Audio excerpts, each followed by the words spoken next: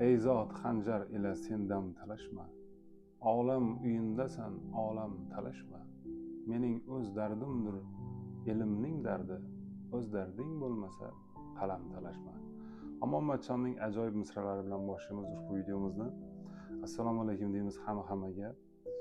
Bugungi qahramonimiz men juda ham ardoqlaydigan professorimiz, jamoat salomatligi va umumiy gigiyena kafedrasi mudiri Abdullayev Ibodulla Qo'chqarov hisoblanadi. Ularning suhbatini olamiz. O'zidan eshitishga harakat qilamiz. Bir ikkita savollarimiz bo'ladi. Qiziq domlaning fikrlarini olish uchun. Undan tashqari u odamni hayot hikoyasi juda ta'sirli. Aslida bu yerda hozir adashmasam 42 yil yoki 43 yil davomida 42 yoki 43 yil davomida mana shu tibbiyot sohasida o'zini fidoyi mehnatlarini qilib kelayotgan professorimiz Ibodulla Qo'chqarovich bizaga ham ma'ruzaga, leksiyalarga kirgan, darslar o'tgan. Esimda hali ham ilk bor u kishining leksiyasiga kirganimizda hayratga tushib qolganman. Ma'ruzachi domlalarimiz ichida Ibodulla Qo'chqarovichning alohida bir o'rni bor, chunki mani ongimdagi, mani tafakkurimdagi o'rni juda beqiyos. Nimaga? Chunki tasavvur qiling, o'sha birinchi ma'ruzalardan biri 90 minut ma'ruza o'qiladi. Endi bitta mavzu ichida endi 90 minut auditoriyani diqqatini bir joyda ushlab turish, darsni juda ham qiziqarli o'tish va sizga juda kuchli fikrlashga bo'lgan ishtiyoqni, o'rganishga bo'lgan ishtiyoqni ichingizda shunaqa uyg'ontiradi, u boshqacha odam bo'lib chiqib ketasiz. Leksiyasidan 180 gradusga o'zgarib boshqacha inson bo'lib chiqib ketasiz. Shunaqa ta'siri kuchli bo'lgan ma'ruzachi o'qituvchimiz bu professorimiz. Faxrlanamiz mana shu Xorazm tibbiyotidagi o'rni beqiyos. Meni fikrim shaxsan Ibodulla Qo'chqarovich bizga ma'ruzaga kirdilar. Birinchi ma'ruzasi hali ham esimda. Shunaqa endi diqqatni, endi ma'ruzachilar ichida ham qiziqarli ma'ruza o'tadiganlar bor, lekin saviya nuqtai nazaridan ham qiziqarli, ham saviyali, chuqur falsafiy ma'ruza o'qishlik bu boshqa masalada. Bu jihati Ibodulla Qo'chqarovichni ancha og'ir bosadi. Mana shu jihatlarini men e'tirof etib o'tmoqchiman.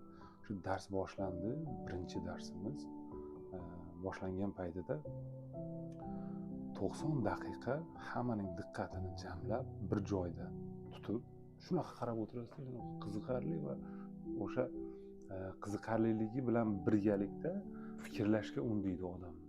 Juda ham chuqur mulohaza qilib o'tirasizda mavzu davomida. Wow deb har bir nimalaringizni, kanallaringizni ochyapti-da, lampochkalar yoqyapti, qorong'i koridorlaringizga bir yorug'lik, ziyo tarqatayotgandek-da. Shu darajada effekti kuchli bo'lgan. Men uchun meni ongimdagi effekti juda ham kuchli bo'lgan o'sha mavzularni va iloji boricha qoldirmaslikka harakat qilardim. Barcha ma'ruzalarda 100% o'tirishga harakat qilardim. Bu juda ham o'sha talantli inson hisoblanadi. Pedagogika sohasida yoki psixologiya yoki jamoat salomatligi sohasida bu odam master degree desak bo'ladi. Keyin undan tashqari shaxsiy fazilatlari, endi yaqin bo'lishga harakat qilasiz, xarakterini o'rganishga harakat qilasiz. O'zingiz o'sha nima qilgan odamni, hurmat qilgan odamni men iloji boricha o'rganishga harakat qilyapman bu odamni. Bu odam ma'naviyatni yuksak darajaga qo'yadigan, ilm ma'rifatni birinchi o'rinda, hayotini birinchi o'rniga qo'yadigan inson. Moddiyatga deyarli ahamiyat bermaydigan darajada ma'naviyatni ustun qo'yadigan inson, moddiyatga qiziqmaydi va o'sha ilm fanni, ma'rifatni o'sha hayotini birinchi darajasiga chiqargan inson. O'sha o'ta muhim narsa, hayotidagi o'ta muhim narsalardan biri ilm ma'rifati, uning karyerasi nima qoldirayotganligi jamiyatga bu insonda birinchi o'ringa chiqadi. Fazilatlari juda ham ko'p, intizomiy hayotni juda ham yaxshi ko'radigan, intizomli inson, va bu yil 70 yoshga kiradilar. Domla ham yubiley qiladilar. Ularga ham bir ajoyib biza tomonidan bitta sovg'a bo'lishini istayman. Mana shu videolar tarixda qolishini istayman. Ustozlarni qancha ardoqlasak oz, mani fikrim. Chunki juda ham fidoyi insonlar bular. Umrini mana shu tibbiyotga, umrini ilm ma'rifatga bergan, bag'ishlagan insonlar. Ertalab men ham shu ertaroq borishga harakat qilaman. 7:30 borsam nimaga ishga, institutga 7:30da qishni kuni bo'lsa qorong'u bo'ladi-da, baribir 7:30 atroflari. Qarasam uzoqdan Ibodullo Qo'chqarish kelayotgan bo'ladi. Juda ham ko'p uchrashib qolganmiz. Oliygohning oldida, institutning oldida. O'shanda bir ikkita savollar ham berardim. Balki o'zini esida ham yo'q bu narsalar. Bu yerda aytib o'tay. Ajoyib motivatsiyalar olganman. Energishli inson, 70 yoshiga qaramasdan juda ham katta energiyasi bor ichida. Ko'z tegmasin, umrlari uzoq bo'lsin. O'zimni kayfiyatim yo'q, depressiv paytlarimda ustozim mana shu so'zlarini eslayman. Ba'zi bir so'zlari shu darajada meni hayotimda ahamiyatli, sitata darajasiga chiqqan. Bitta ma'ruzalaridan o'sha bitta ma'ruzasida aytgandi. Bu inson o'ziga chegaralarni o'zi belgilaydi, ya'ni ongida chegaralarini inson o'ziga o'zi belgilaydi degan mazmunda bitta gap aytgandir. Rostdan ham u narsani ustiga ozgina fikrlab ko'rgan paytimda, ozgina mulohaza yuritgan paytimda nima demoqchi ekan, qanaqa belgilaydi inson o'ziga o'zi chegarasini degan fikrlash menda uyg'ongan va bu narsa haqida ko'p mulohaza qilganman va rostdan ham juda to'g'ri gap ekanligini keyin anglaganman. Bu narsani eshitganman, ta'sir qilgan, miyada bir joyda qolib ketgan. Yillar davomida analiz qilgan paytimda domla naqadar to'g'ri va chiroyli gap aytgan ekan deb o'zimga sitata qilib olganman. Rostdan ham inson agar qilolmayman desa bir narsani qilolmay yuraveradi. Oldin niyat qilish kerak, oldin o'sha chegaralarni kengroq qilish kerak. Faqat orzularda yoki fikrlarda qarshoq bo'lmaslikni bir ifodasi bu. Inson faqat jentra minib yoki ikki etaj uyni orzu qilmasligi kerak-da. Nobel olishni, tarixda qolishni, 200 yildan keyin kimdir sizni eslashini, siz kelajak avlodga nimadir qoldirish kerak. Afsuski, hozir yoshlarimizni ichida ham yoki hamkasblarimizni ichida ham ko'ryapmizda orzu qilishni juda ham qisqa narsalar bilan yakunlab qo'yishadi. Ya'ni chegaralarni o'zlariga qo'yilgan chegarani, vazifani juda qisqa olishadi. Bitta uy qursam, bitta mashina olsam bo'ldi, bo'lib qolyapti-da.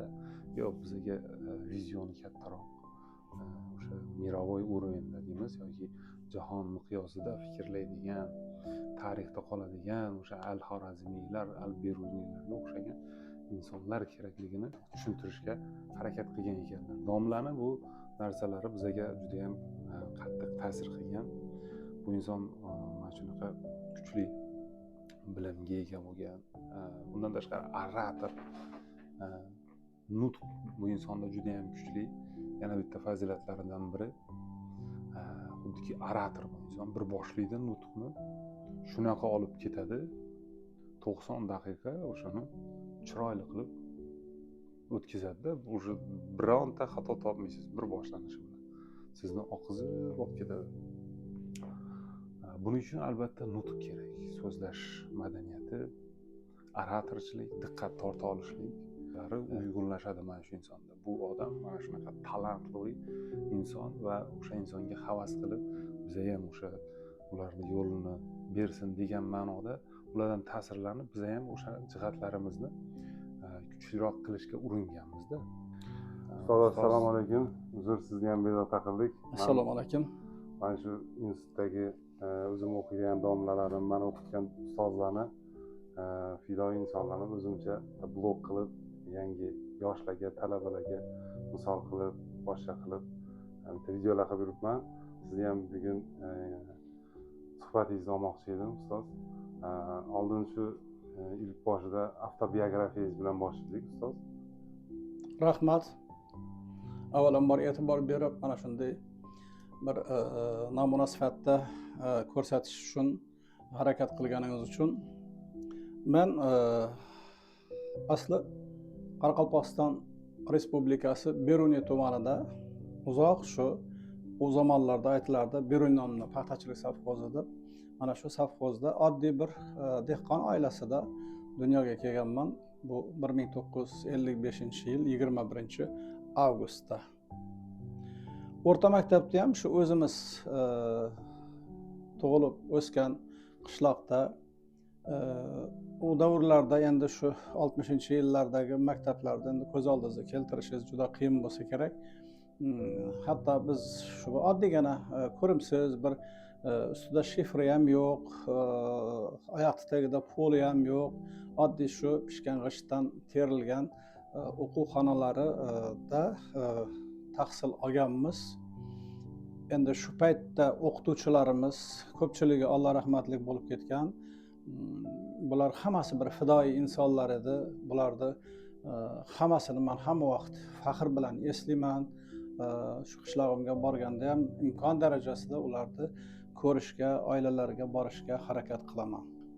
Ustoz, endi sizni o'zingiz tug'ilib o'sgan oilangiz, farzandlaringiz haqida gapirib bersangiz, ota-onangiz haqida. Men yuqorida ham ta'kidladim, men shu uzoq Qoraqalpog'iston Respublikasi Beruniy tumanida bir shunday, hali men tug'ilgan paytda hatto u yerda svet ham bo'lmagan, sizga kulgili tug'ular. Shunday bir qishloqda tug'ilib katta bo'lganman. Otam bu Qo'chqarov Abdulla oddiy dehqon, traktorchi, keyin paxta brigadiri bo'lgan. Shu paytda endi nima deydi, davlatning eng ishongan yog'li kommunistlardan bittasi bo'lgan. 90 yosh umr ko'rdilar. Alloh rahmat qilgan bo'lsin. Bizlarda mana shunday o'qishimizga shunday bir sharoit yaratib bergan inson ana shu kishi bo'ladi. Onam rahmatlik uzoq umr ko'rmagan, u kishi 46 yoshda olamdan o'tganlar. Shunday yomon sifatli bir o'sma kasalligiga chalinib. Biz ota-onadan 4 ta farzandmiz. Dadamning keyingi hayotdan yana 3 ta farzandlari bor. Shulardan men o'zimdan katta akam oliy ma'lumotli, qolganlari o'rta ma'lumotli yoki bo'lmasa shu yerda qishloqda hozir ham yashab umr guzoronlik qilib yuribdilar. Hammasi oilali, bolali, chaqali, baxtli hayot kechirib yuribdilar. Endi men 1980-yilda oila qurganman. Turmush o'rtog'im Matsapoyeva Dilbar Yusupovna. Bu kishi shu Xiva tibbiyot kollejini bitirgan. Bu kishi ham texnikum deb aytamiz. Keyin Toshkentda uzoq yillar faoliyat ko'rsatgan va oxirgi mehnat faoliyatini shu Urganchda Respublika shoshlanish tez tibbiy yordami Xorazm filialida reanimatsiya bo'limida 20 yildan ko'proq shu bemorlarga narkoz berish bilan shug'ullanib, hozir nafaqadalar. Qolaversa, 2 ta o'g'limiz bor. Katta o'g'lim Abdullayev Umidjon. Bu kishi Urganchda Toshkentdan ko'chib kelganimizdan keyin Krupskaya degan shu yerda maktab bor, rus maktabi, ingliz tiliga yo'naltirilgan shu maktabda o'qigan. Undan keyin Toshkentda vaqtda narxoz deb aytilardi. Shu yerda xalqaro iqtisodiy munosabatlar degan fakultetga 211 ball bilan kirgan. Juda muvaffaqiyatli grantda o'qigan. Keyinchalik Amerikada 1 yil o'qib kelgan. Keyinchalik bitirgandan keyin Qozog'istonda shu mustaqillikning birinchi yillarida Olmaotada ochilgan. Endi uni ruschada o'rganib qolganman. Qozog'istonskiy institut ekonomika menejment va prognozирование menejment deb aytiladi. Shu yerdan grantini yutib olgan, magistraturani shu yerda 2 yil davomida o'qib, keyin yana grant yutib olgan, doktoranturaning grantini, keyin Avstriya davlatining Vena universitetiga grant asosida shu yerda doktoranturani muvaffaqiyatli bitirib, shu doktorlik dissertatsiyasini himoya qilib, shu yilda o'zida shu London shahrida joylashgan Yevropa tiklanish taraqqiyot bankiga tanlov asosida ishga o'tib, hozir turmush o'rtog'i, farzandlari, nevaralarimiz bilan shu bankda faoliyat ko'rsatib kelyapti. Endi ikkinchi o'g'lim bu Davronbek bu Toshkentda Milliy universitetda ingliz tili fakultetini tugatgan, Urganchda magistraturani tugatib, shu Urganchda magistraturadan keyin shu yerda buni kishini domla qilib olib qoldilar. Bir 5-6 yillar davomida shu yerda domla o'qituvchi bo'lib kafedrada ishladi. Keyinchalik hozir mana El-yurt umididan grant yutib olib, hozir shu Angliya davlatining Exeter degan shaharda Exeter universiteti bu top 300 likka kiradigan 100 adashmasam 25-o'rindami turadi. Shu universitetda doktorlik ishini qilyapti. 4 yilga grant olgan. Shu yoqda hozir mana 2 yil o'tdi. Xudo xolasa, nasib bo'lsa shu dissertatsiyasini yaqlab kelsa, ular kelib shu yerda xalqimizga xizmat qiladi degan umiddaman. Kelinlarimiz ham oliy ma'lumotli, hammasi farzandlarim, nevaralarim, 4 ta nevaram bor. 2 ta o'g'il, 2 ta qiz. Hozirda ular hammasi shu Angliya davlatida maktablarda tahsil oladilar. Rahmat ustoz, juda ham ajoyib havasim kelib ketdi. Hozir o'g'illaringiz mana Angliyada yoki shu Yevropa ko'tarilish taraqqiyot bankida ishlayapti dedingiz. Juda ta'sirlandim. Bu ham endi bitta maktabni mahsuli, mevasi bo'lsa kerak. Tabriklaymiz ustoz, nabiralarni ham rohatini ko'rib o'tish nasib qilsin sizga. Institut davringizchi ustoz, qaysi institutga kirgansiz, nechinchi yilda? Men shu 10-sinfni bitkazgan paytimda oilamizda 2 ta talaba bo'lgan, o'zimdan katta akam talaba bo'lgan.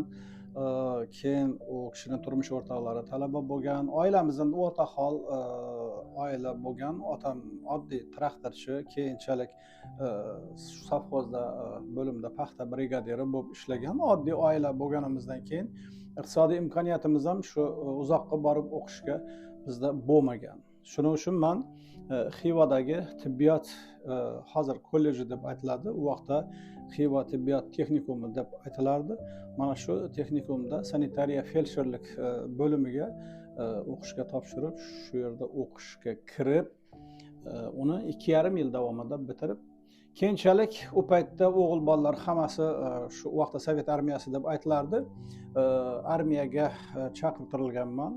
Shu hozirgi Belarus Respublikasida 2 yil davomida shu yerda armiyada xizmat qilganman. Armiyada xizmat qilishim ham shu menga ko'p narsa yordam bergani, shu yoshlikdan men rus tiliga qiziqib, o'zbek maktabida, qishloq maktabida o'qisam ham rus tilida shu texnikumni bitirgan paytda bemalol gapirardim. Shuning uchun meni shu armiyada ham shu uchebka deyardi vaqtda serjantlar o'qishiga olingan va 1,5 yil davomida shu Belorussiyaning Grodno shaharida shu ximik razvedchik degan bir shunday rotalar bo'lardi. Shunday nimada xizmat vayskasida turida xizmat qilganman. Armiyadan qaytib kelganimdan keyin bu 77-yilda qaytib kelganman. Men 72-yilda maktabni bitirgan bo'lsam, 72-75-yillarda Xiva texnikumida o'qib, 75-yildan 77-yilgacha shu armiya safida xizmat qilganman. Kelgandan keyin shu o'qish niyatim baribir bo'lgan. Endi nima deymiz, shu vaqtda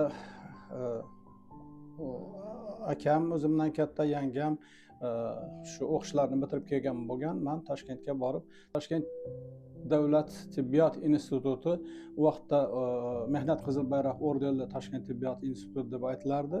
Shuni sanitariya gigiyena fakultetiga hujjatlarimni topshirganman. Sababi men Xivada ham sanfeldsherlik yo'nalishida tugatgan edim. Imtihonlardan muvaffaqiyatli o'tib, shu yerda institutda 6 yil tahsil olganman. Talabalik yillarimda endi men juda bir tashkilotchi bo'lganman. Ko'p tashkiliy ishlarda jamoat ishlarida ishlaganman, yaxshi o'qiganman. Shuning uchun meni institutda qolishga taklif qilganlar. Shu paytda bu 1983-yilda edi. Men rozi bo'lganman. Sababi u vaqtgacha men uylanib, turmush o'rtog'im ham shu Toshkentda Toshkent tibbiyot institutining shu yangi tashmi deb aytilardi, klinikasida faoliyat ko'rsatardi. Shu yerda keyin shu jamoat salomatligi kafedrasi hozirgi aytilishi bu vaqtda ijtimoiy gigiyena va sog'liqni saqlashni tashkil qilish kafedrasi deb aytilardi. Shu kafedraga assistent qilib qoldirilganman va shu yili yozda faoliyatimni bu nima deydi, ish faoliyatim boshlanmasdan burun Yangi yo'lda u vaqtda SSO degan narsa bo'ladi, Studentskiy stроительный отряд degan, shu jamoa bilan boshlaganman. Ustoz, bu yerga bizning institutimizga kelib qolishingizni hikoyasini ham eshitdik. 93-yil kelganmiz ustoz? Da. 93-yilda kelganman.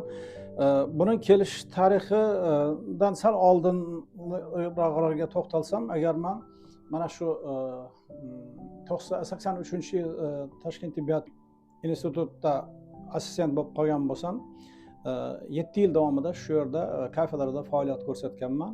Keyin 1990-yilga kelib Toshkent tibbiyot instituti ikkiga bo'lingan. Birinchi Toshkent tibbiyot instituti, ikkinchi tibbiyot instituti. Men ikkinchi Toshkent tibbiyot instituti yangi Medgradov tomonidan tashkil qilindi.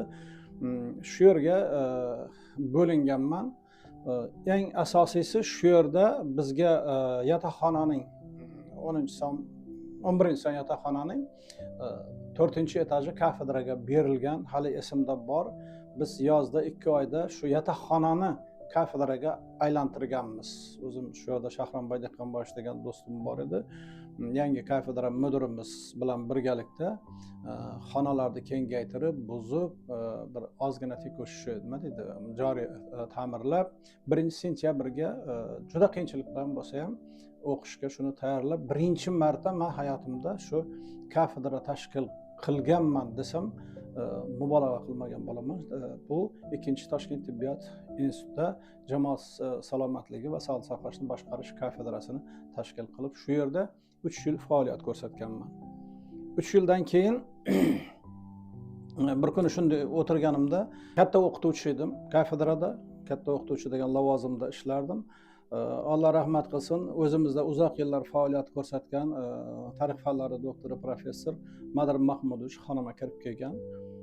Kirib kelib o'tirib, ozgina suhbatlashganmiz, gaplashganmiz. Endi oldindan birga ishlashganmiz, shu qurilish otryadlaridan birga ishlashganmiz. Bizni u kishi o'qitgan, shu eski Tashmida o'qigan paytimizda. Keyinchalik u kishi aytdiki, Ibodulla, endi bo'lar shu Toshkentda yurganingiz, yurtga ham borib endi ozgina xizmat qiling degan bir taklifni bergan. Sizni Ravshan Davletovich Qurbonov hozir bu kishilar akademik hayot, umrlari uzoq bo'lsin, O'zbekiston qahramoni, kardiologiya institutida ishlaydilar hozir ham. Ana shu kishi sizni so'rab turibdi, ertaga ertalab shuni xonadoniga borib bir uchrashar ekansiz. Siz borib shu Urganchda, Urganch filiali ochildi 92-yil, bu 93-yil bo'layotgan gap. Kafedra tashkil qilish kerak, gigiyena kafedrasi, jamoat salomatligi kafedrasini tashkil qilish kerak. Shunga siz borib boshchilik qilsangiz yaxshi bo'lardi degan taklifni bergan. Men uydagilar bilan maslahatlashganman shu kuni va hammamiz rozi bo'lganmiz bu narsaga. Keyinchalik men ertasi kuni Ravshan Davletovich Qurbonovni oldiga borib uyda xonadonda uchrashganmiz, maslahatlashganmiz, roziligimni aytganman. Keyinchalik men o'zim ustozlarim bilan maslahatlashganman. Mana shu institutda olib qolgan, Alloh rahmat qilsin, ko'p yillar dekan bo'lib ishlagan, tibbiy profilaktika fakultetida, keyinchalik ikkinchi Toshmida o'quv ishlari bo'yicha prorektor bo'lib ishlagan, bir ota-bola deb bo'lib qolganmiz. Toshxo'jayev Po'lat Inoyatovich degan domlam bor edi. Shuni oldiga borganman. Akademik hozir Iskandarov, To'lqin Iskandarovich nafaqadalar, uning oldiga borganman. Mana shunday Xorazmga taklif qilyaptilar.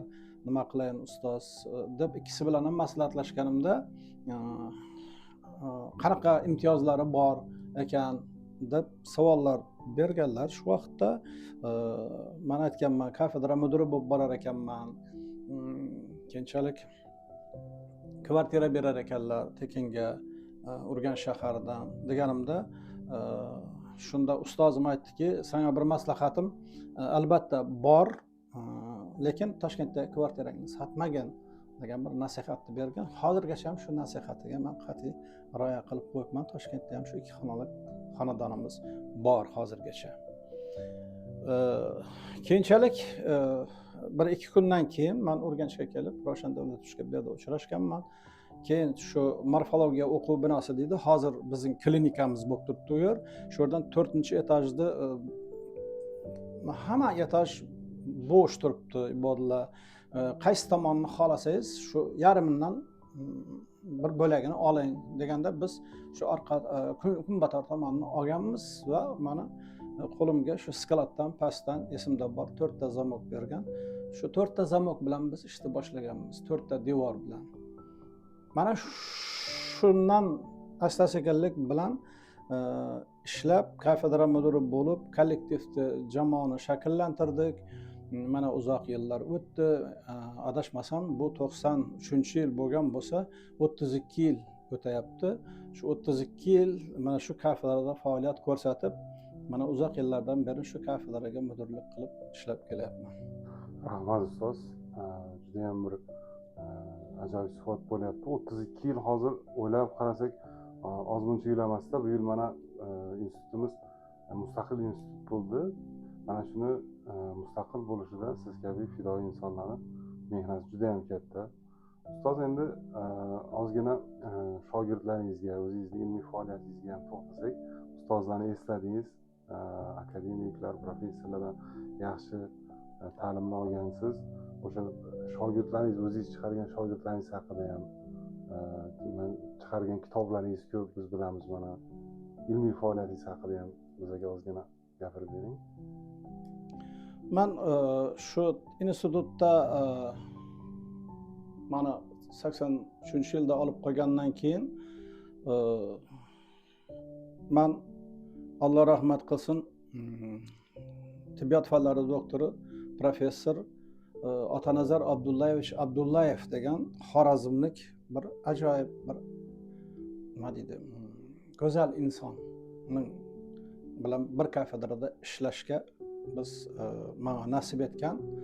U kishi bilan shu institutga kirishda ham biz bir ro'para kelganmiz, bitirishda ham nasib qilgan ekan, bir oz vaqt birga ishlashdik. Keyinchalik u kishi bilan hatto biz ilmiy ishimizni ham birga boshlaganmiz.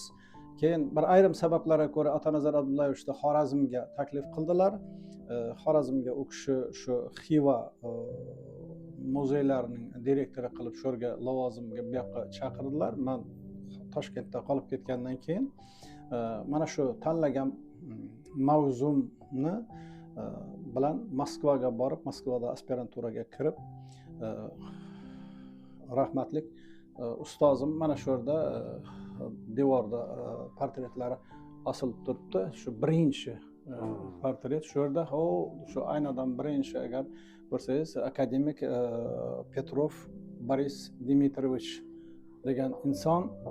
Bu kishi haqiqiy SSSR paytda SSSR fanlar akademiyasi tibbiyot bo'yicha akademiga bo'lgan u kishi.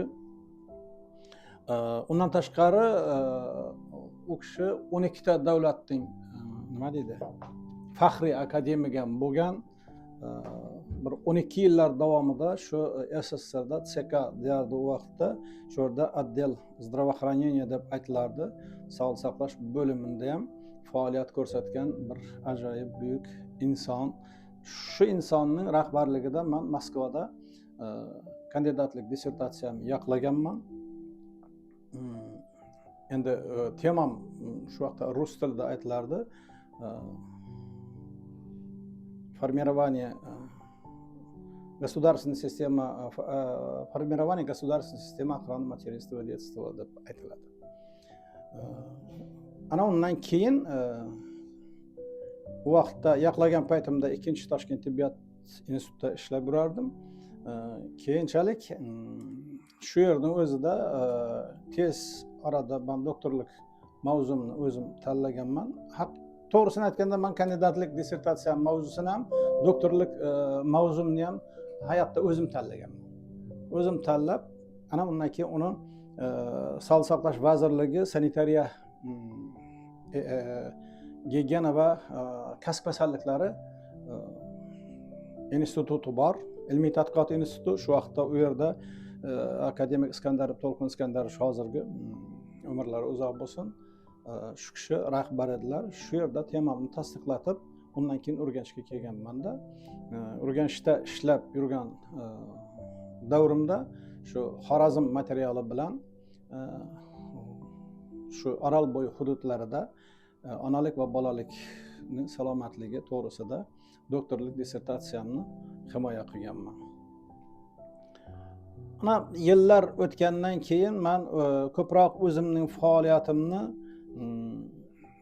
shu kafedra mudirligi bilan bir vaqtda aholining tibbiy gigiyenik bilim darajasini oshirish, aholi o'rtasida sog'lom turmush tarzi va uning ma'naviy asoslarini shakllantirishga o'zimni faoliyatimni ko'proq shunga yo'naltirib, ilmiy ijodimni ham shunga burganman. Va mana siz boya ta'kidlab o'tdingiz, ko'p kitoblaringiz chiqqanda, bugunga yaqin bir 12-13 ga yaqin kitobim shu yo'nalishda chiqqan. Mana shu yerda ham buni ko'rsatishingiz mumkin. Mana shu bu kitoblar hammasi ko'pchiligi Toshkentda chiqqan, ko'pchiligi Urganchda chiqqan. Hozir ham tipografiyada bitta kitobimiz redaktorning qo'lida. Mana kechagina chiqargan kitobimiz, mana bitta talabamiz bilan chiqardik. Bu rus tilida, bu ham shu tarbiya va sog'lom turmush tarzi haqida mana shu kitobimizni chop qildik. Shu bu o'quv yilining boshida sog'lom turmush tarzi farovon hayot asosi degan kitobimiz ham, bu ham bir faol bizda iqtidorli talabamiz bilan birgalikda mana shu kitobni ham mana oxirida chop qildik. Hozir ham mana men agar e'tibor berib qarasangiz, kompyuterimda 3 ta kitobim tayyor. Endi ketma-ketlikda bu albatta moddiy bir jihatlari bor. Chiqarishda asta-sekinlik bilan Xudo xolasa, Xudo umr bersa, shu kitoblarimiz ham hayotning yuzini ko'rishini men bir xohlab qolgan bo'lardim. Endi kafedrada ko'pchilik mana ilmiy ish qilyapti, yoqlayaptilar. Mana rahbarligimdan mana 2 ta kandidatlik dissertatsiyasi hozir tayyorlanyapti. Xudo xolasa mana shu yilning oxiriga, 2 yilning boshiga ular ham himoyaga nasib bo'lsa chiqadi degan umiddamiz. Rahmat. 2 ta doktorlik dissertatsiyasini xodimlarimiz shu filialda amalga oshiryapti. Unga men maslahatchiman. Asta-sekinlik bilan mana shunday sekin-sekin shu ilmiy pedagogik faoliyatimizni olib boryapmiz. Rahmat ustoz. Ustoz, bizga o'sha talabalik davrimizda ham leksiyalarga kirib juda ham hayron qolganmiz. O'sha haligacha esimda ba'zi bir so'zlaringiz sitata bo'lib qolib ketganda miyamizda bitta gap aytgandingiz ma'ruzangizda. Inson o'ziga o'zi chegaralarni belgilaydi degan mavzuda, endi so'zma-so'z bo'lmasa ham mana shu mavzuda bizga leksiyalar, ma'ruzalar o'qigandingiz. Rostdan ham keyin bu haqida juda ham ko'p o'ylanib ko'rdim. Rostdan inson o'ziga o'zi chegaralarini o'zi belgilar ekanda. Kimdir o'ziga agar qilolmayman deydigan bo'lsa, u qilolmay yuraverar ekan.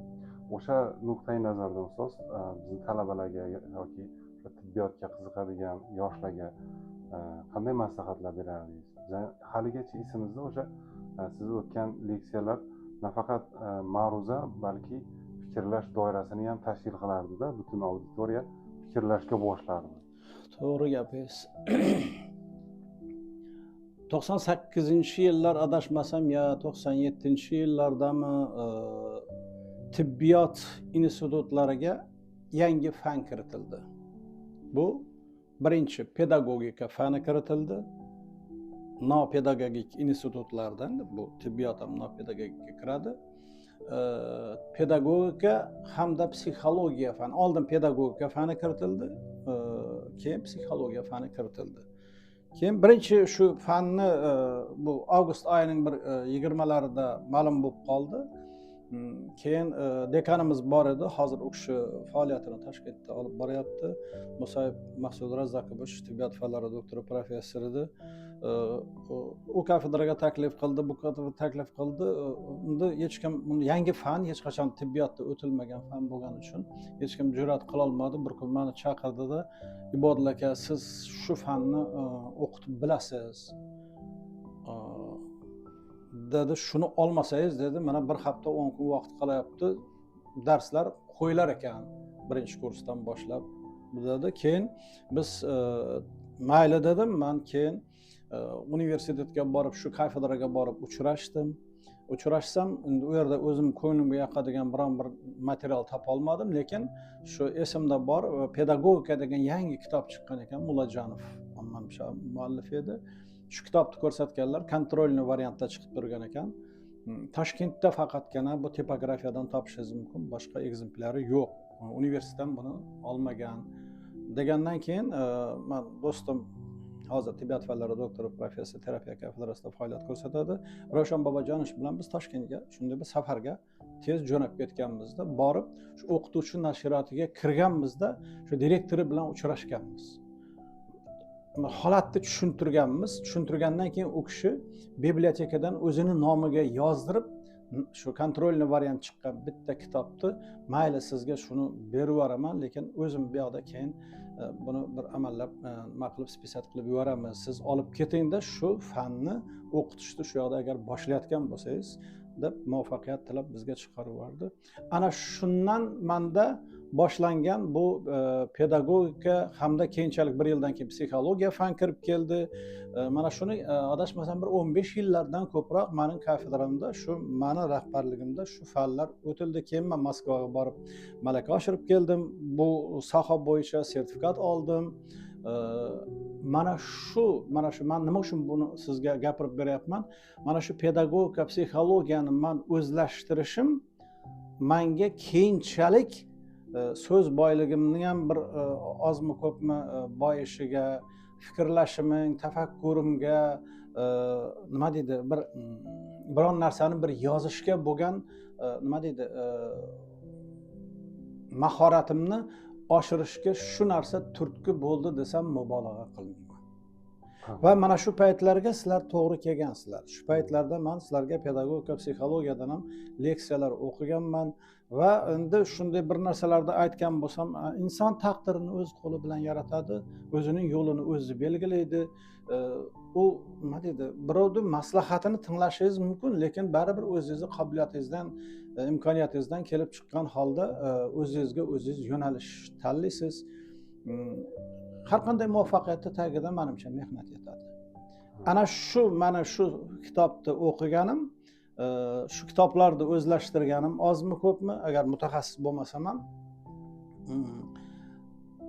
ko'p kitoblarni men yozishga mana shu narsalar menga turtki bo'ldi desam mubolag'a bo'lmaydi.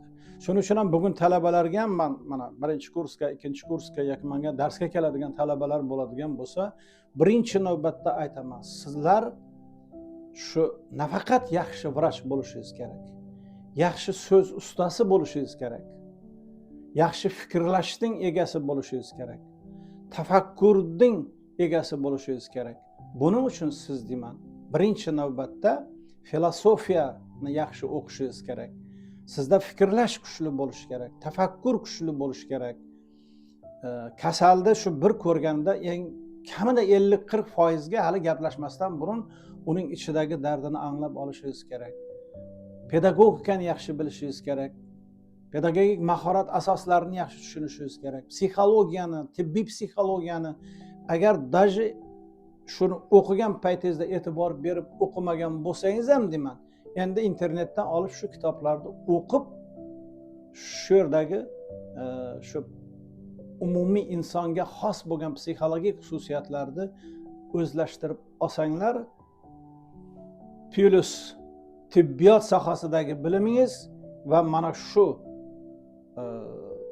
bilimingiz bilan qo'shilishib, uyg'unlashib, sizdan juda yaxshi shifokor chiqadi. Sababi buyuk bobokalonimiz Ibn Sinoning gapi ham bor. bemorni birinchi gap bilan davolang deydi. Gap bilan davolash uchun yaxshi insonning psixologiyasini bilishingiz kerak bo'ladi. Qolaversa, mana hozir psixologiya pedagogika kafedrasi bizda alohida fan o'qitiladi bu yerda.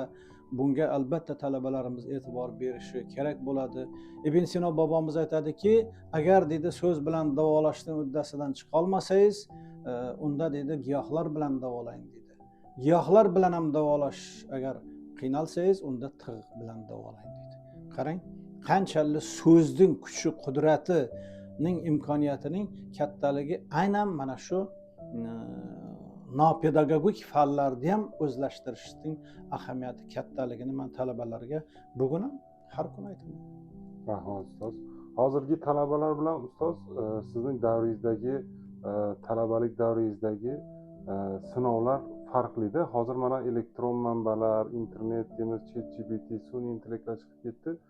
Informatsiyaga sekundda, minutlar ichida erishish mumkin. Lekin baribir ozgina o'sha qaraydigan bo'lsak, mehnat qiladigan, o'sha telefonimda bor-ku deb turib fikrlashga erinadigan bir talabalar jamiyati yetishyaptimi yoki meni ko'zimda shunaqami? Siz qanaqa qaraysiz ustoz hozirgi talabalarni sinovlari haqida? Ularni nimalar qiynashi mumkin talabalik davrida? Hozirgi davr bilan o'sha sizni o'qigan davringiz bilan taqqoslasak. Endi bu savolni berish uchun ham siz kabi mana shu yetishib chiqayotgan blogerlarda katta jur'at kerakda. Bu o'z-o'zidan berilmaydi. Bu juda og'ir dard, og'ir muammo. Endi talabalar hamisha davrlarda farq qilgan.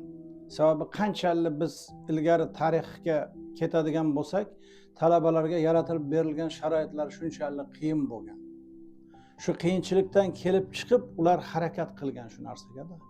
Mana bitta misolda aytib beraman. Meni yoshimdagi mana shu yerdagi ishlab yurgan professor o'qituvchilar ham sizga ta'kidlashi mumkin. Bizda Tashmiyda o'qigan paytimizda noorganik ximiya degan, ya organik ximiya degan fan o'tilardi. Kitobi juda kam edi. Har bir mavzu bir hafta oldin katta stendda mashinkada u vaqtda pechat qilinib, birinchi bet, ikkinchi bet, uchinchi bet, bir 12-10 betlarga zo'rg'a sig'adigan temani pechat qilib qo'yardi-da, oldida takcha bo'lardi. Eski domlalar juda yaxshi biladi. Bir hafta davomida shu takchada daftar bilan turib, kimdir bitta talaba o'qib turardi, tepadagini, pastdagi talaba yozib turardi. Bir haftada mana shuni ko'chirib olib, endigi haftaning mavzusi bo'ladi-da shu. Bir hafta oldin qistiriladi. Shunday qilib kelib o'qib baholardilar. Endi bugungi sharoit bilan shu sharoitni agar tenglashtiradigan bo'lsangiz, mas'uliyat nimadan paydo bo'ladi? Mas'uliyatni nima o'zi yo'qotib qo'yadi degan savolga bemalol javob topishingiz mumkin. Oldinlari kitoblar kam bo'lgandan keyin yotoqxonada turardim men o'zi 3 yil davomida. Kitoblarni qo'ldan qo'lga olib ba'zi vaqtda tartibbuzarliklar ham bo'lardi. U beti unga kerak, bu beti bunga kerak. Kitoblarni keyin qaytadan kiralab bir amallab topshirib yurgan paytlar ham bo'lgan. U vaqtlarda leksiyalarda yozilgan konspekt bilan o'zlarining o'qish jarayonida shunday ko'chirib olgan, bir-biridan ko'chirib olgan konspektlari asosiy qurol bo'lgan paytlar ham bo'lgan. Bugun mana siz aytyapsiz, internetda talaba knopkani bossa, hammasi tayyor. Demak, shunga ham talaba bemalol ishonib qolib, shundan bir amallab topshiraman degan bir dunyoqarash, fikrlashlar ham shakllanib ketdi. Bundan tashqari men mana yaqinda bitta maqola yozganman. Har safar mana shu ta'lim sifati bo'yicha Toshkentda konferensiya o'tkaziladi. Men o'zim fikrlarimni yozganman. Endi oxirgi paytlarda endi davlatimiz tomonidan o'qishga, talabalarning izlanishiga, mana shunday bir yangiliklar yaratishiga, innovatsiyalar bilan shug'ullanishiga, bir ijodkorlik bilan shug'ullanishiga bir misli bir nazarda bilasizmi, bizning ongimizda yo'q bo'lgan mana shu bugungi sharoitlar yaratilib berildi. Va plus qarang, mamlakatimizda hozir oliy ta'limga qamrab olish juda kuchayib ketdi. har xil ijtimoiy aytaylik holatlarini inobatga olib, nogiron talabalarni, даже abituriyentlarni yoki bo'lmasa kam ta'minlangan oilalardan ayollarga yaratilib berilayotgan yoki bo'lmasa ekologik jihatdan bir noqulay bo'lgan hududlarga yaratilib berilayotgan imtiyozlar deysizmi? Undan keyin mana shu hozirgi talabalikka aytaylik boli yetmagan, ma'lum bir kriteriyalarga yetgandan keyin kontrakt yoki mesela super kontrakt dedi, giper kontrakt dedi, yoki bo'lmasa boshqa bir imtiyozlar ko'p yaratilib berilyapti. Mana shu imtiyozlarni talabalarimiz bugun men ochig'ini aytaveray, suiiste'mol qilib boshladilar.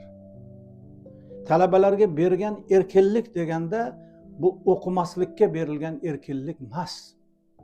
Talabalarga bergan erkinlik degan vaqtda o'qish manbalarining ko'pligi, xolasa internetdan olsin, xolasa elektron bibliotekada, xolasa boshqa bibliotekalarga borib, lekin bitta narsani men yaxshi bilaman. Insonda haqiqiy bilim, malaka, ko'nikma, fikrlash, tafakkur, nutq, yozish qobiliyati shakllansin desa, har bir talaba birinchi navbatda kitob bilan oshno bo'lish kerak. Kutubxona bilan oshno bo'lish kerak. Elektron bu elektron. Bu yaxshi narsa. Bu tezkorlikni oshiradi. Operativnost deyiladi-ku bizda, to'g'rimi? Mana biz bir kunda 500 odamlardan ham qancha talabalardan test markazida imtihonlar olinadi, boshqa qilinadi. Albatta og'zaki egzamenlarni biz bugun kuchaytirishimiz kerak. Suhbat bilan o'tkaziladigan imtihonlarni yakuniy nazorat oraliqlaridan ko'paytirishimiz kerak. Sababi elektron tarzda topshiriladigan yakuniy nazorat oraliq nazoratlarda talabalarda imkoniyat, mana siz aytayapsiz-ku, shunday programmalar bor. Shunda bitta knopkani bossa, mavzusini chala-chulpa yozsa ham shu bir daftarga, bir qog'ozga yozadigan narsasini shunday tayin chiqarib beradi. Tushundingizmi? Mana shu narsa bizni talabalarimizni ozgina dangasa qilib qo'ydi xolos.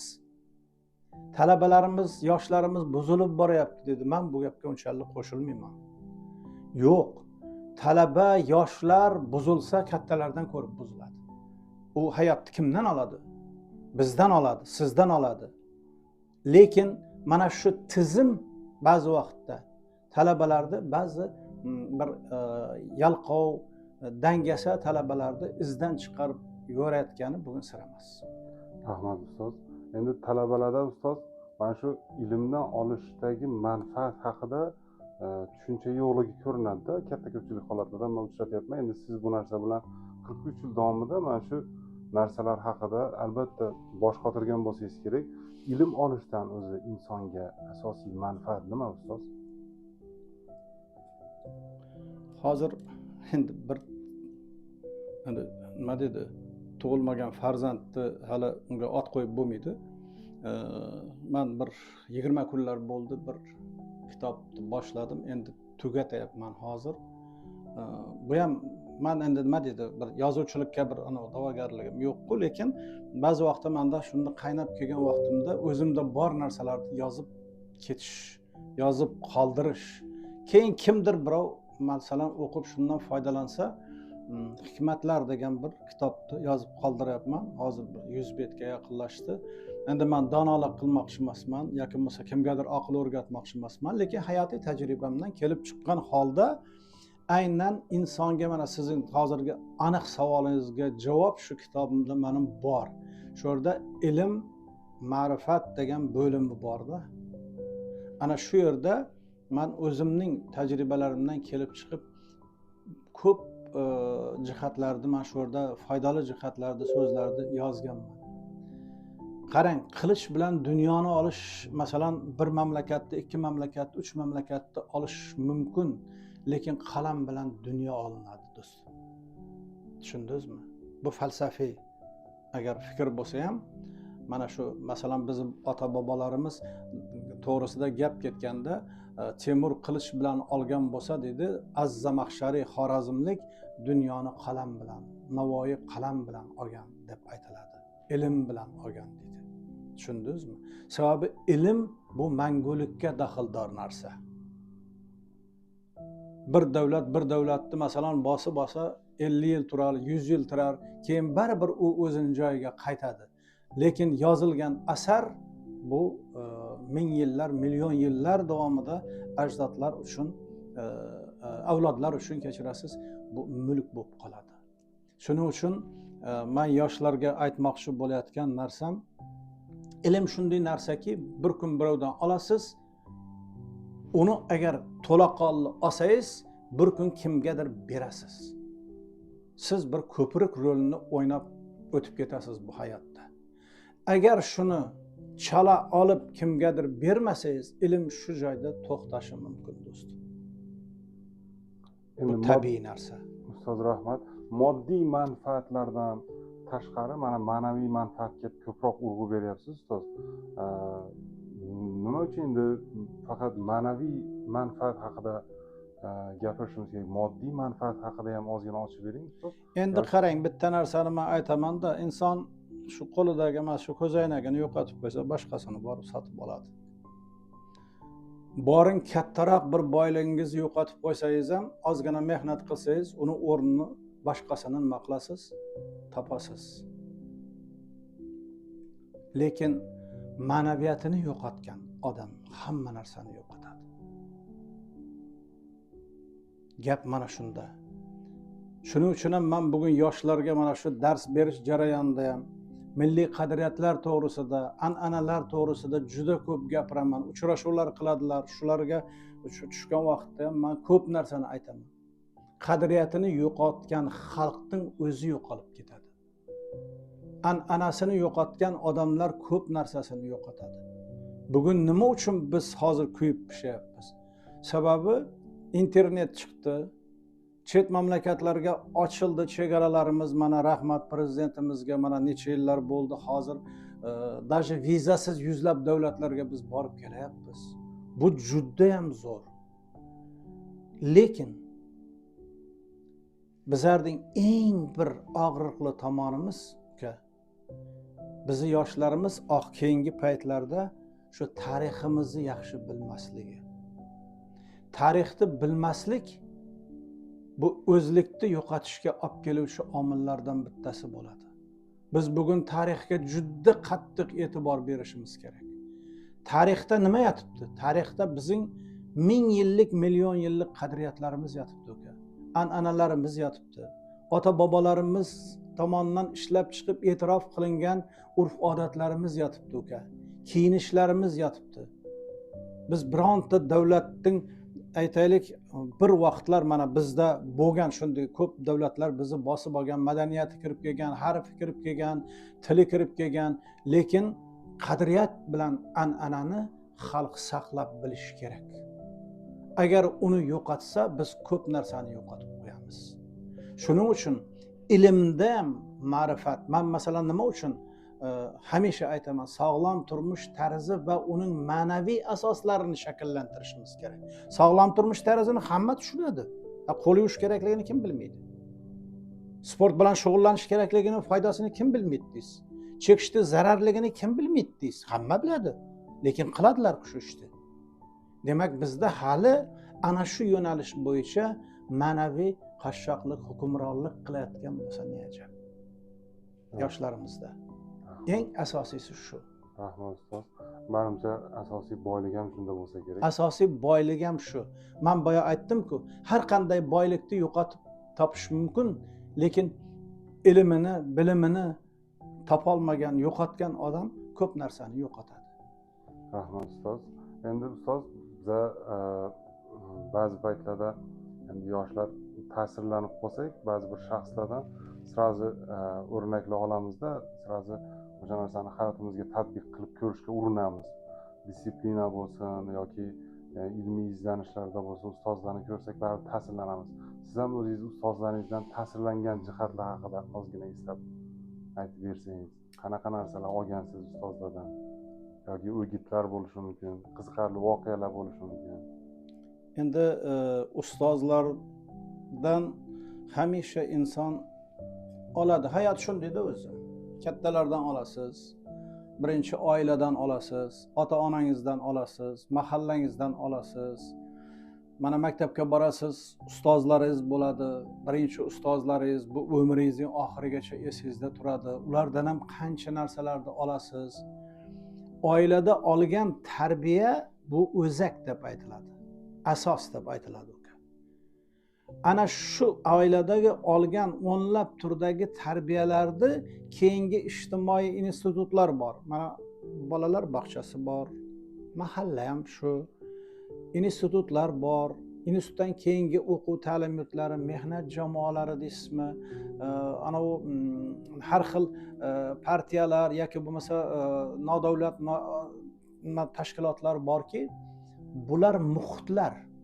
Bu muhitlar mana shu yoshlikda oilada olgan tarbiyani ular takomillashtiradi, mukammallashtiradi, rivojlantiradi. Sababi inson o'zi oilaning mahsuli. Biz xohlaymizmi, shu yerda til shakllanadi, shu yerda odatlar shakllanadi, shu yerda xarakter shakllanadi, shu yerda xulq shakllanadi, shu yerda yaxshi, yomon bo'lsa ham shu ijobiy, salbiy xususiyatlari odamning oilada shakllanib, undan keyingi institutlarga o'tib boradi va ular yo uni yo'qotishi mumkin yoki bo'lmasa rivojlantirib, taraqqiy ettirishi mumkin bo'ladi. Ustozlar, siz jamiyatda taraqqiyot bo'lishi mumkin emas. Bu ulug' allomalar, mana Konfutsiyning gaplari ham bor. Aytadiki, agar siz jamiyatingizning rivojlanishi, taraqqiy etishini dedi o'ylaydigan bo'lsangiz, birinchi ustozlarni nimasini deydi, moyishini vazir darajasiga ko'tarishingiz kerak deb aytilib ketgan. Qarang, shu darajada. Endi bizda yillar bo'lgan ustozlar ga bo'lgan munosabatlar даже shu mustaqillikdan keyingi yillarda ham, mustaqillikdan oldingi yillarda ham, endi sizlar uni ko'p bilmaysizlar. Ustozlar endi bir qanaqadir bir 2-chi, 3-chi, 4-chi darajadagi odamlar bo'lib qolgan paytlar ham bo'lgan. Mana rahmat shu mana hozirgi prezidentimiz Shavkat Miromonovichga ustozlarning qadriyatini ancha ko'tarib, bugun ana bular o'zlarining ishlari bilan shug'ullanib, u mahsulini beryapti.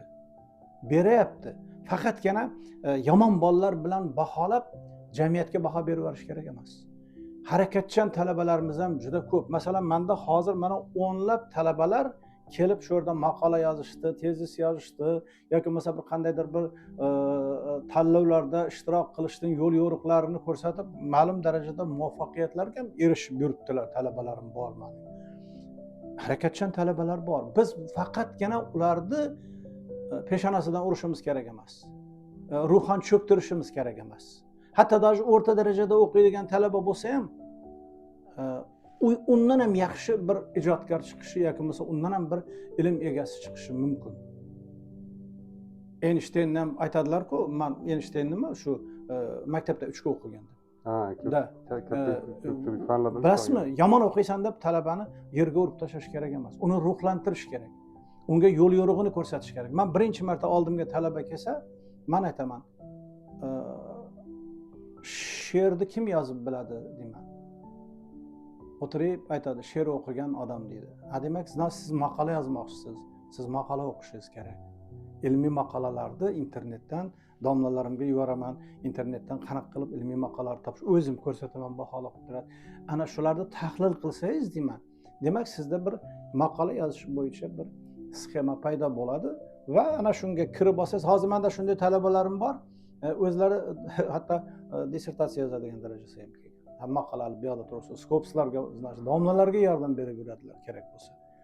Demak, yoshlarda qo'llab-quvvatlash bu ustozlarning vazifasi. Mening ustozlarim, mana aytdim, Moskvada Petrov Boris Dimitrovich bo'lgan. Undan keyingi ustozim mana Alloh rahmat qilsin, shu yerda rasmini oldingiz, boya professor tibbiyot fanlari doktori Mahmudova Naima Mahmudovna uzoq yillar bu kishi shu O'zbekistonda O'zso'provdan boshlig'i bo'lgan, to umrining oxirigacha jamoat salomatligi va sog'liqni saqlashni boshqarish kafedrasida pediatriya institutida kafedra mudiri bo'lgan. Qolaversa, mana bu yoqda Bobojonov Abdujabbor Sattarovich, mana doktorlik ishimda bevosita shu rahbarim bo'lgan.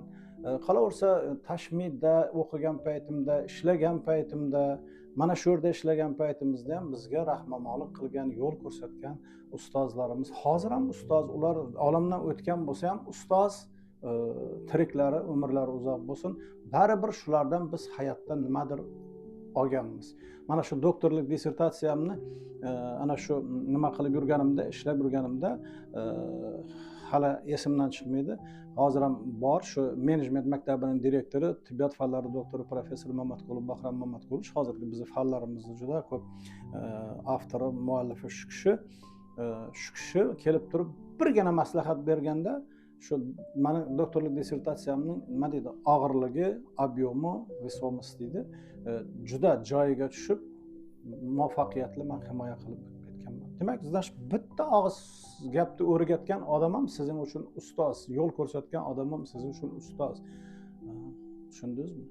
Shuning uchun ustozlarning roli katta. Talabalarimiz ham shu iloji boricha shu o'zi yoqtirgan fandagi domlalarning etagini borib ushlash kerak. Ularning ham talabiga javob berish kerak, azobiga chidash kerak.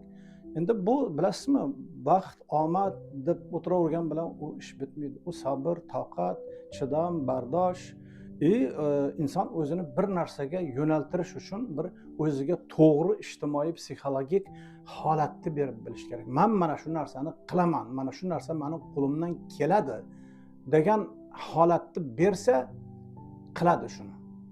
Rahmat ustoz, rahmat katta. Sog' salomat bo'ling. Yana o'zingizning tilaklaringiz yoki qo'shimchalaringiz bo'lsa, bemalol. Men so'zimni oxirida bitta narsani aytmoqchimanki, agar shu 93-yilda shu filialga kelgan bo'lsam, bu yil mana 25 yil jamoamiz hamisha bir joyda o'tirganda, hatto shu o'tirishlarda o'tirganda ham, majlislarda ham, boshqa yerlarda ham bitta niyat bilan yashadilar. Ko'pchiliklari yashab bu kunlarga yetmay o'tib ketdi. Bu mustaqil institut bo'lish niyatida qanchalari. Hozir men o'zimning hayotimga bag'ishlangan bitta bir kitobimni yozib nimaga mana bu yil xudo xolasa bir konferensiya o'tkazyapmiz. Xudo umr bersa 70 yoshga to'laman. Bitta chiroyli kitob yozib tugatib, shuni tipografiyaga topshirganimdan keyin mana shu institutimizning mustaqil bo'lganligi to'g'risidagi prezident qarori chiqib qoldi. Keyin men darrov kitobni qaytarib olib kelganman. Qaytarib olib kelib, mana shu kunga yetolmagan o'nlab mana shu yerdagi armon bilan ketgan umrining asosiy qismini shu mana shu yerdagi Xorazmda tibbiyotni rivojlantirishga, talabalarga bilim berishga berib baxshida qilgan ustozlarimizni shu kitobning oxirida shu ko'rmasa ham mana shu kunlarga biz yetib keldik. Mana Xudoga shukr, mana shu prezidentimizning rahmonligida, g'amxo'rligida, e'tiborida, qiyinchilik bilan bo'lsa ham mana shu mustaqillikka mana erishyapmiz degan bir jumlani kiritib, keyin tipografiyaga yana olib borib topshirganman. Shuning uchun men mana shu yerda shunday kollektivda shu uzoq yillardan beri ishlab yurganimdan mamnunman, faxrlanaman. Elimga, yurtimga ozginagina bo'lsa ham bir nima deydi, shu olgan bilimlarimni, tajribalarimni shu yoshlarga, shu farzandlarimizga yana qancha Xudo umr bersa, yana imkoniyatim shunga qancha yetsa, shu narsani albatta men berishga, amalga oshirishga, qo'limdan kelgancha tajribamda bor narsalarni yozib qoldirishga harakat qilaman. Rahmat ustoz, ajoyib suhbat bo'ldi. Umringiz uzoq bo'lsin. Biz ham tabriklaymiz sizni 70 yoshingiz bilan. Hali lekin yoshga o'xshaysiz. Xudo xolasa 100 ga kirib, bizlarga hali ham ta'lim berishda davom etishingizni tilab qolamiz ustoz. Katta rahmat. Salomat bo'ling, sog' bo'ling. E'tiboringiz uchun katta rahmat.